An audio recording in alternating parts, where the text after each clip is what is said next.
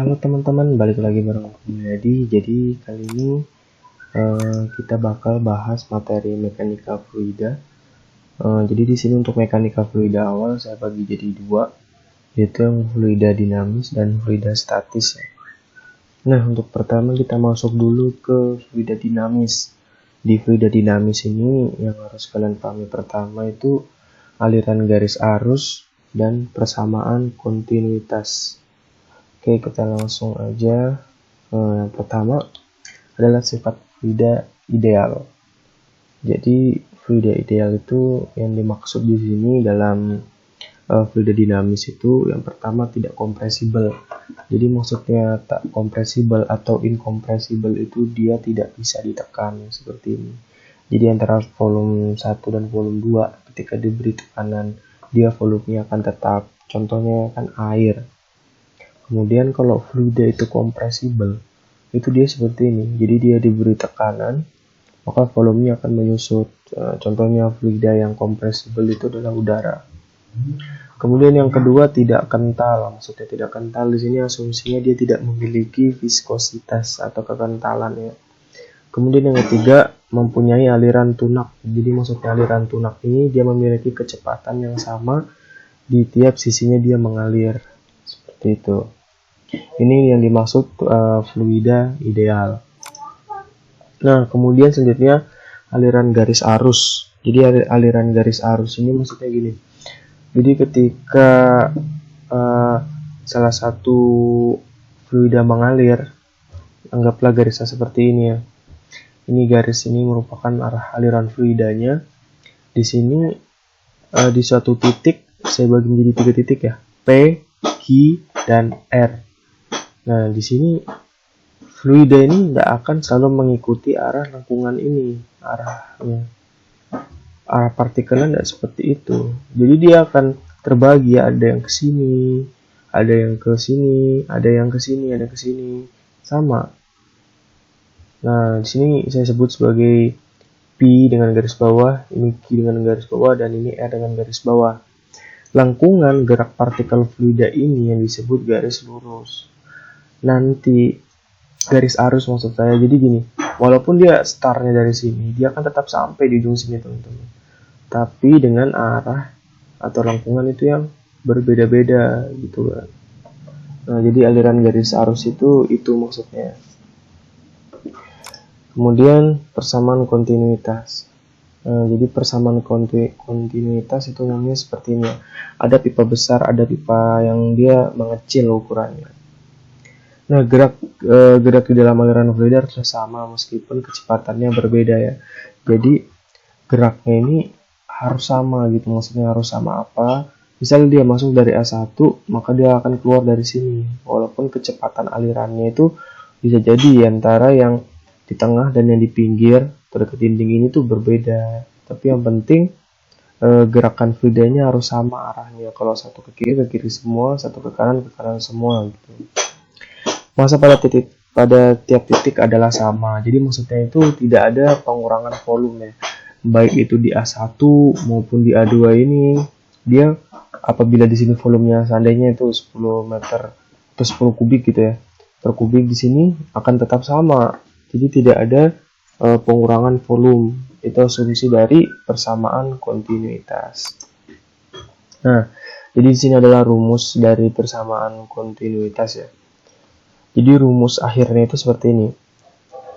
P1 dikali A1 dikali V1 sama dengan P2 dikali A2 dikali V2. Jadi ini merupakan hasil penurunan rumus dari ini ya, massa 1 sama dengan massa 2. Jadi massa itu kan dalam fluida ini bisa kita temukan dengan mengalihkan antara rho atau massa jenis dengan volume. Volumenya itu bisa kita jabarkan. Volume itu kan luas penampang dikali kecepatan dikali delta T kan, atau tingginya. Nah, di sini kita turunkan lagi karena delta T-nya bisa ditembak ya. Delta T bisa ditembak, maka hasil akhirnya adalah ini. Nah, untuk fluida incompressible itu rumusnya adalah A1 dikali V1 sama dengan A2 dikali V2, atau bisa kita jadikan seperti ini, debit 1 sama dengan debit 2. Nah, karena rumusnya debit itu kan adalah luas penampang dikali sama kecepatan. Kemudian di sini kita bisa jadikan rumusnya seperti ini ya. V1 sama dengan V2. V1 dibagi V2 sama dengan A2 dibagi A1. Jadi ini tinggal dipindah ruas ya. V2 pindah ke sini, A1-nya pindah ke sini. Itu boleh. Nah, langsung aja ke contoh nih. Sebuah pipa dengan diameter 12 cm. Ujungnya menyempit hingga menjadi 8 cm. Jika kecepatan aliran di bagian pipa yang berdiameter lebih besar adalah 10 cm per sekon, kecepatan di ujung yang lebih kecil adalah... Oke, kita langsung ke pembahasannya aja ya. Jadi saya udah coba gambar pipanya dan jadinya seperti ini. Oke, sini mulai saya kasih penjelasan aja ya. Jadi sini adalah pipa besar, atau saya anggap ini tuh adalah A1 ya. Ini adalah A1, kemudian ini adalah A2. Nah, yang kita ketahui tadi besar A1 itu kan sama dengan 10 ya, 10 cm. Oh maaf, tadi berapa ya besarnya? Oh 12 ya, jadi besarnya 12. Oke, maaf, tadi besarnya adalah 12 cm. Sedangkan untuk A2 nya besarnya tadi adalah kita ketahui dia 8 ya, 8 cm. Jadi A2 sama dengan 8 ya. Nah, ini adalah diameternya. Kita harus pakai, biasanya itu karena ini lingkaran, nanti kita akan mencari luas, kita pakai jari-jari ya, karena rumus jari-jari lingkaran kan Pi sama dengan R kuadrat. Jadi ini nilai R-nya pasti adalah separuhnya ya. Di sini 6, di sini adalah 4 cm ya. Tadi yang ditanyakan adalah kecepatan di ujung kecil. Jadi yang pertama udah jelas ya, kita cari dulu luas penampangnya ini. Karena penampangnya lingkaran, kita pakai rumus lingkaran. Nah, A1 jari-jarinya adalah 6 ya, jari-jarinya. Ya, rumusnya sama dengan Pi dikali R kuadrat. Nah, Pi kan 3,14 dikali R kuadrat. R kuadratnya di sini adalah 6 kuadrat adalah 36 dikali 3,14, hasilnya berarti adalah 113,04 ya, 0,04 cm persegi. Di sini juga sama, rumusnya Pi dikali R kuadrat. Oke, R kuadrat itu berarti Pi-nya adalah 3,14 dan nilai R kuadratnya adalah 4. 4 kuadrat dikali 3,14 berarti hasilnya adalah di sini 50,24 ya, 24. Nah, ini adalah cm persegi ya. Oke, kita udah buat nilai jari-jarinya.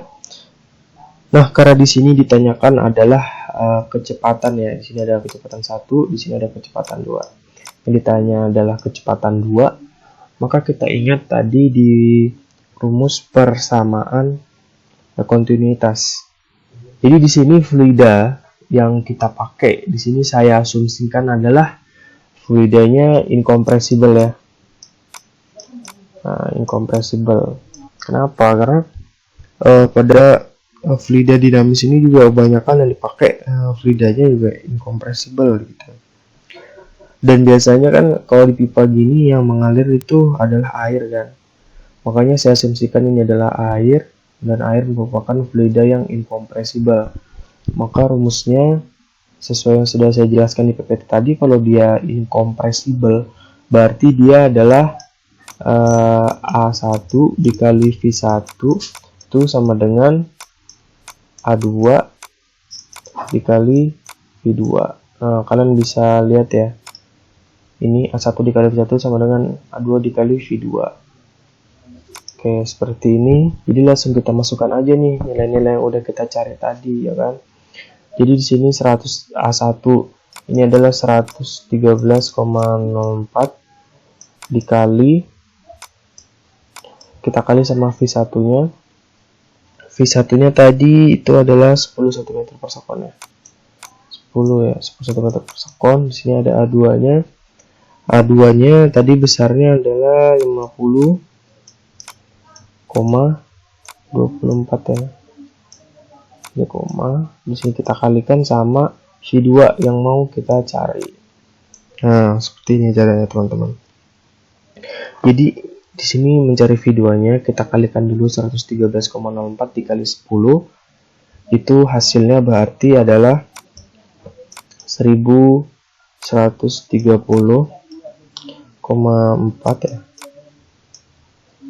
30,4 dibagi sama 50,24. Ini hasilnya adalah V2. Ya, jadi karena ini kan dikalikan dulu, terus 50,24 ini kan karena dia dikali, karena dia sifatnya kali dipindah jadi bagi ya. Nah, setelah itu kita bagikan 130,4 dibagi sama 50,24, hasilnya adalah 22,5 cm per sekon. Nah, kalau kalian bingung sama masalah satuan, saya sarankan kalian tulis aja di sini ya.